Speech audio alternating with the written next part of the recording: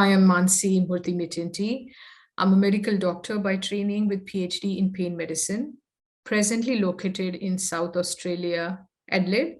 I work as a lecturer with Professor Michael Nicholas and his team at the Pain Management Research Centre at University of Sydney.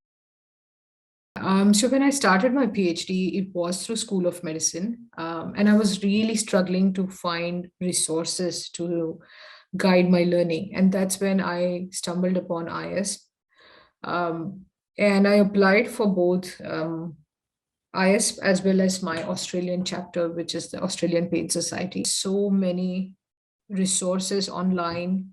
There's a directory for members to be connected, and that really helps because you are able to find experts in the area where you're working, and that opens up avenues to ask questions or connect with like-minded units. Initially, when I joined, it was just for resources, but having attended a few conferences, having the chance to kind of network with other members and those who come to the conferences, it has almost become like a very more like a family that you reach out to. In 2 years time, there's a plan to go and meet everyone, catch up on what's happening, what research they're working on. So it's just became a part of my plan for the year.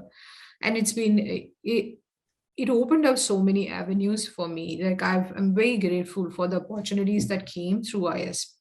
I hadn't envisioned them. Certainly, there was no thought behind it, but it's been fantastic. Really very, very useful platform for any early career researchers. And I have recommended it to people that I come across and my PhD students to be a part of IS because it's just a global platform. You have, I think, the only platform, if I can think of, which has experts from diverse disciplines, but also people coming from across the globe together for the events. So you have like this amazing energy at the conference. It helped me a lot to feel confident as a early PhD student, get a critical review from the faculty at that point, which was Professor Marshall DeVore, who was also organizer, Professor Zimmerman, Professor Carley, Professor Sean Mackey from Stanford University. And here on this side of the world in Australia, a lot of conversations with Professor Fiona Blythe from University of Sydney, Professor Toby Newton-John from UTS here in Sydney, has really helped me kind of figure out different pathways through which I can run my research and develop research programs. So I've been very fortunate to meet people who can channelize that thought process and kind of put me into a system of thinking and refine my ideas to kind of help you carve it out. And that I've been very fortunate with that. So these are a few names that come to mind who are a part of IS. But of course, there are many people outside of IS who have been very, very fundamental to my research. 2016, I think, which was in Japan, that was my first IS conference. And then I attended another one in 2018, which was in Boston. So I've been at 2 conferences. Yeah, it was surreal because I think you think about an international organization that you are a part of, but to be fortunate to have that experience is just it was beyond my expectation. I really enjoyed all the sessions. I mean, there was always an element that am I going to miss out because there's so much going on.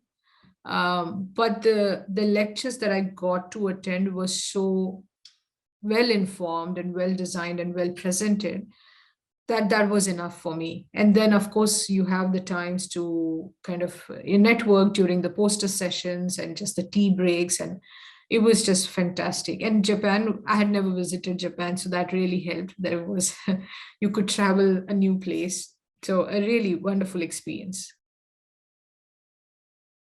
All these connections that I've mentioned, whether it was with Professor Amanda CDC Williams or Professor Elizabeth Hubert, came from the Congress. So I was fortunate to interact with these people who showed genuine interest in supporting an early PhD student. I wasn't even an ECF then, with really, I would like to think, really vague ideas, but a lot of excitement. And so they took on. They were kind enough to spare their time and to help me, come on board and do projects with them, which was very exciting. So definitely, I think a lot of things that I have then went on to kind of develop in research has come through ISP. Definitely. During my PhD, I applied for a mentoring program and got introduced to Professor Lisa Jemison, who was the head and still is the director for Indigenous Oral Health Unit here in University of Adelaide. And she works in Indigenous health. So that was my sort of foray into this area of research.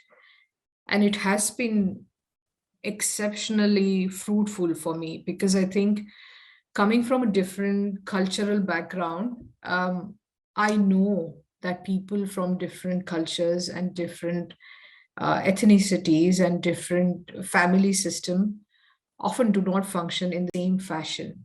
And so it became really important to look at how Indigenous people conceptualize their pain. But unfortunately, when we did the background research, what we found was that there wasn't much done in that area to begin with, but also that a lot of scales that were being used for Indigenous people to measure their pain came from scales that were developed and adapted for Western population. So there had not been any sort of process where those scales had been tested, adapted, and developed for Indigenous communities in Australia and overseas. So that kind of helped us to drive that research, and that's something that we are working on. We have published a lot of key critical work in that area, but it's a slow process. It's definitely something that we are chipping away slowly. There's also Professor Dan McNeil from West Virginia University who works in Appalachian population I visited him during my fellowship in US, and it's been a very great experience to compare different indigenous groups as well. One thing, if I had to say one thing that strikes out for indigenous conceptualization of pain, I think it's that they think of pain in a more spiritual and more soulful way. That's really important to them. It's connected to their history as well. So slightly different to how Western world conceptualizes pain, but very important area of research. It has definitely helped refine how I think about pain, because the stories that you hear from indigenous communities give you a glimpse into Australia as a country. And so I think that definitely helps to have that kind of sound understanding of how Australia was and what Australia is now. But it definitely helps to have very different perspectives to compare. Yeah, so it's a global program. They invite scholars across the globe to apply and then select few. A highly competitive process. And the idea is to kind of help people rebuild or reformulate how they look at translational research. What is the fabric that goes into developing research which is impactful across the globe that you can easily then take from one continent to another? And I think I was at a stage, or I am at a stage in my career where I feel like I'm doing a lot of meaningful things, but I still felt a need to have high level skills to create that kind of research. And of course, a Harvard Medical School program with the esteemed faculty was definitely on my wish list. And I was fortunate that I applied and got a notification that I'm in. So I've started off offshore the training, and it's been one of the most amazing experiences that I've had. It's such a integrated sort of learning environment. None of the lectures let you lose your focus. They keep you interested and engaged. there's a community sense when you are part of that program, which I'm really enjoying. So I think in a nutshell, if you are chasing excellence in clinical research, that should be your goal to train at this program. My research vision is to empower patients and their families to live with pain, live meaningful life despite being in pain, I would say. And so for that process, there are a couple of ways to go about it. And one of the ways that I'm trying to do that is I'm trying to build this sort of preventive intervention program, which addresses aspects of psychosocial risk factors from early stages. So identifying someone who is at a greater risk of probably going down the path of severe pain, disability, loss of function, depression, and anxiety, and kind of training them, if you may, or providing them with skills that will help them navigate that.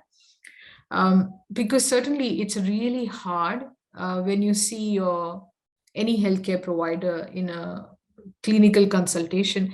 It's hard for patients to get through all the questions that they have or all the support that they need, and that often leaves a gap between what they come to the consultation for, what you can provide them with, and that gap kind of builds on itself.